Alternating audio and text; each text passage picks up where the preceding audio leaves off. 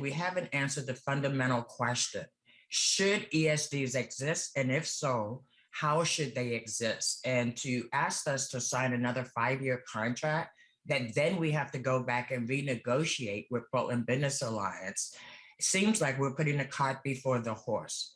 Nothing prevents us from continuing to fund Clean and Safe as we're funding now, while we work out the real questions, which is, should they exist? Should they exist as they exist today? Should we transform them? Just because it was a good idea 30 years ago does not mean it is not worthy of us taking the opportunity to ask some basic questions before we rush to implement a brand new one that has some changes, yes, but not the big changes that the community has been demanding, and certainly not the due diligence that is required to be able to justify reinstituting this contract. I am going to be proposing that we extend the current contract.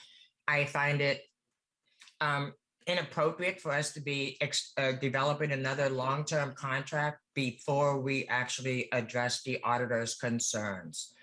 As far as the other ordinance that actually just would allow ESDs to continue, we do not have enough information yet.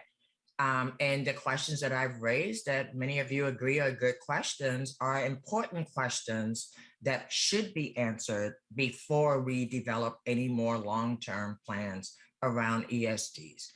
Are ESDs successful? I think the vote is still out. Is Clean and Safe providing a valuable service downtown? Yes. Is the arrangement that we have actually the best arrangement that we could have downtown? I don't know, because we haven't done enough due diligence to actually make it better. And so I will be next week proposing that we extend the current contract until we have more certainty of the changes that are coming. It would be ludicrous for us to sign a long-term contract and then keep making changes and keep opening the contract to renegotiate the changes that we've made. If we're making policy changes, let's make all the policy changes first before we get locked into any long-term deals. Even hearing Clean and Safe say for the first time, we have measurable outcomes, I find that very troubling. I find that very problematic. And I know that we like talking about the tons of trash we picked up, but I don't know that the amount that we pick up is as important as to whether or not we are regularly using all the resources that we are putting downtown for garbage cleanup in a way that's giving us the outcomes that we're looking for. And so again, this is a council that rushes some things and takes forever for other things. And I don't see where the fire is that we must commit to 5 years under this scenario at this time. So I'm a little frustrated. I went into this process very open, really believing that the real issues that were raised in the audit would be addressed.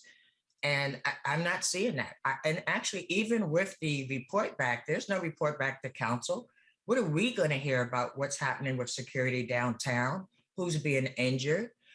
If people are able to actually get input and information back when they file complaints, who gets the complaints? Where are they posted? How does the public know? These are questions that we have an obligation to answer before we continue the status quo operations that we have. And again, yes, we've made some changes, and there's nothing wrong with the changes we've made.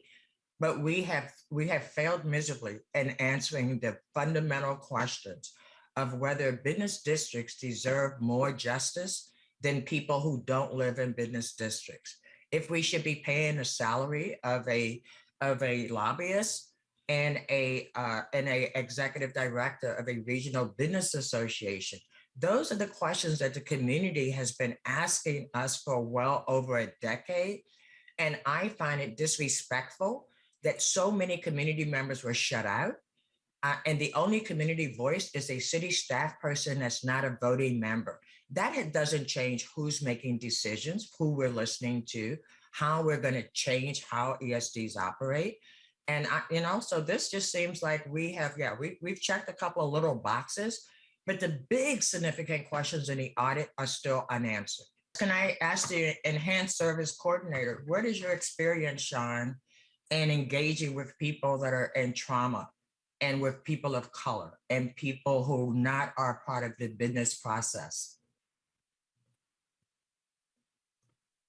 For 3 years, I was the chair of the Training and Advisory Council of the Portland Police Bureau, during which time we partnered with the PSEP in creating the core patrol services recommendations that the PSEP put out. So this was kind of an insider hire. We didn't actually go out and look for someone. We actually identified someone already connected with the police bureau to put into this position. Again, I'm really disappointed at where we are because we actually had the potential to do something great. One last thing I will say, and I'll stop, is that Clean and Safe should be a nonprofit. And we should have the whatever arrangement we want to have with Portland Business Alliance be separate from the arrangement that we have with Clean and Safe. Clean and Safe provides services downtown, and those are services that most of downtown community desperately wants and needs. But I see no reason to have it connected to Portland Business Alliance in a way that you're proposing. You said that you are an independent 501c3. Is that accurate? That is accurate. But all the staff is hired by Portland Business Alliance. Is that accurate? We have a contract for services. And what is that? Is that a yes or no? I'm not sure what that meant. We contract for services with the staff that we have that represents our board. And your staff is so you, as the nonprofit that runs Clean and Safe, how come the city contracts with Portland Business Alliance if you are an independent nonprofit, and then they contract with you, and you say you contract back with them? I'm a bit confused now. Yeah. Andrew, would you mind speaking to the relationship with PBA? I know there are. Absolutely.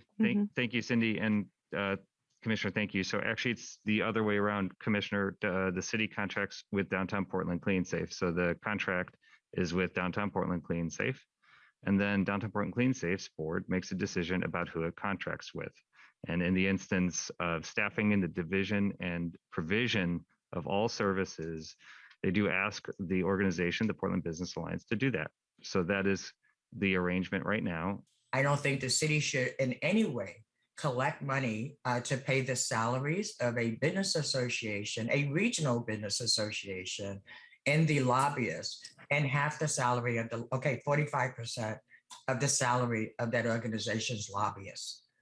When I came to City Hall, I had wondered about this for decades, and no one ever had good answers because, as we learned from the audit, no one ever did any accountability around these ESDs. I'm concerned that people get different levels of justice when they're involved in the ESDs. The one at the Lloyd Center actually funds a DA, an assistant DA, and police staffing, administrative services. The only one that isn't like that is the one that's in Central East Side. And I just need to say how disappointed I am with all the information that we had, that what we're being presented with is a status quo proposal. Can you explain why this agreement pays a portion of your salary and the lobbyists for Portland Business Alliance? Because the Portland Business Alliance works on behalf of the Board of Clean Safe, which has expectations for advocacy work, which is important to non-for-profits to have a voice. So that is one of the reasons why. So one of the things that I do for the organization is to enact the scope of work, which is part of the agreement that you're considering today. So the Clean Safe Board asks us to conduct the scope of work and also to be a voice for them on issues that are important to the ratepayers of downtown. And if you think about it, the issues have become vastly greater over the last 2 years. In fact, the preponderance of our time here at the organization, sadly, has been to care for the innumerable challenges that our center city face. And so our time, energy, resources, and frankly, emotions and care and love for our center city have taken up the overwhelming amount of our time that we dedicate to serving our downtown core. Thank you, but I don't anticipate your lobbyist spends 50% of his time lobbying for Clean and Safe, nor do I expect you spend 50% of your time lobbying, working on behalf of Clean and Safe. For me, that has always been an issue with this particular contract. And it appears that the work that was done never even bothered to actually do any analysis about whether or not that is really good public policy. Because my concern is, we don't always agree. And we are ratepayers as well, which means we are paying people to advocate against us. And that is never a good thing for a city council to do.